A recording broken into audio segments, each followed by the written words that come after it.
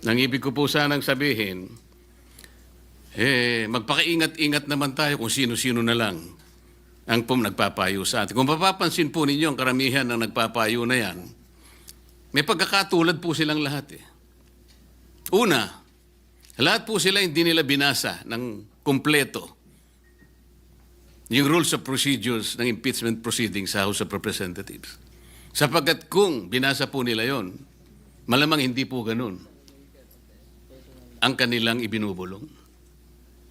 Pangalawa, lahat po nung yun ay puro paborito po ng mainstream media.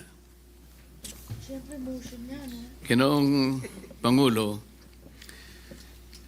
noong ang ating Panginoong Diyos ay nilalang po niya yung unang dalawang tao, pinagsabihan niya rin po eh. Meron siyang isang sinabi sa kanila na para na rin po sa kanilang kapakanan.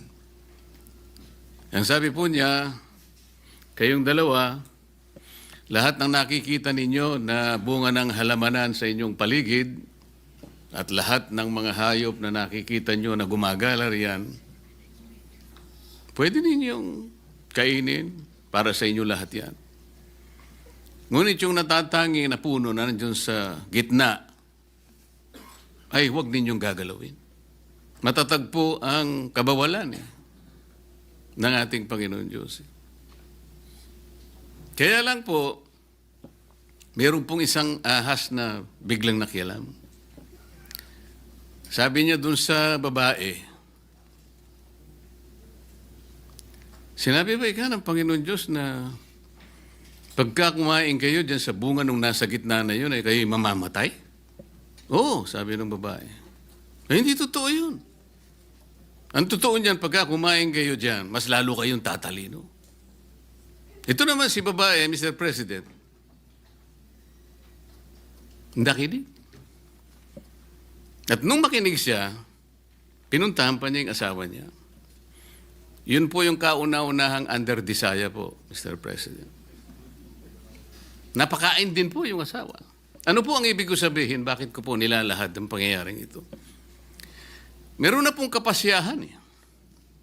Ang dami pong gustong sumausaw, ang dami pong gustong magsabi ng kaibayong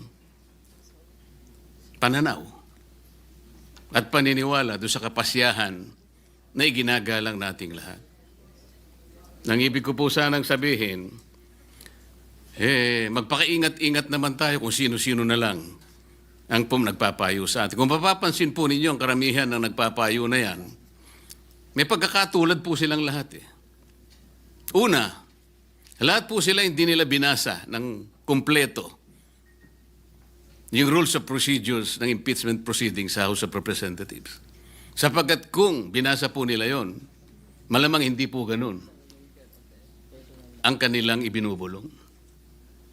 Pangalawa, lahat po nung yun ay puro paborito po ng mainstream media. Sila na lang po yung tinatanong eh. Pangatlo, lahat po ng yun, walang pagmamahal sa mga Duterte. Ngayon, kung yung kalipunan po ng mga tao na yun, ng karamihan po sila, sa kanila ay nagsasabi, sila po yung mga legal luminaries. Tingin ko po sa kanila, yung iba ay legal mercenaries, Sir President. With all due respect to the word.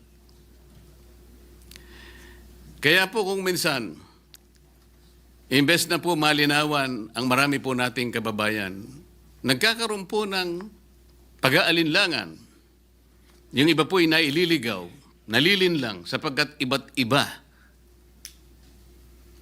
Kaiba yung mga paniniwala, pinipilit at gustong ipilit na yung pa yung mananaig kesa doon sa kapasyahan na po na ibinaba ng Korte Suprema. Kung sa bagay nga po, sa una ko pong paghalimbawa, Panginoon Diyos na nga po yun eh. Kinontra pa ng ahas eh. Ginoong Pangulo, sa mga abogado po, palaging may biruan eh. Kasi po, sa lahat ng pagdidiskusyon ng ating korte, lalong-lalo na po ang kataas-taasang hukuman, hindi naman po lahat ay agreeable. Merong partidong aggrieved siya, merong partidong masaya siya. Ngunit, sa katapos-tapusan wala po tayong magagawa kundi tanggapin ang kapasyahan. Minsan po sinasabi nga natin kahit pabiro, alam mo ninyo basta desisyon ng Korte Suprema ay nagiging bahagi ng ating mga batas, maliman o tama. Yun po ay nasa Article 8 Civil Code na binanggit na po kanina ni Senator Bato. Nang sinasabi po, judicial decisions applying or interpreting the laws on the Constitution shall form part of the legal system of the Philippines. Wala na po tayong magagawa doon. Batas na po yun Sa akin pong naunang talumpati kanina, Ginoong Pangulo, hindi ko na po ulitin.